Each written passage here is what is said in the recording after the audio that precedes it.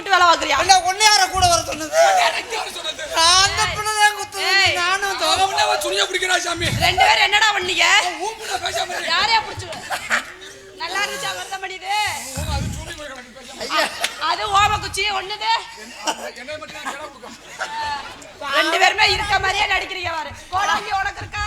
கோடாங்கி பாவம். ஏய் கோடாங்கி பேய் பிடிச்சு வச்சுடா. டேய் அவன் எனக்கு பேய் ஓட்ட வந்து கோடாங்கி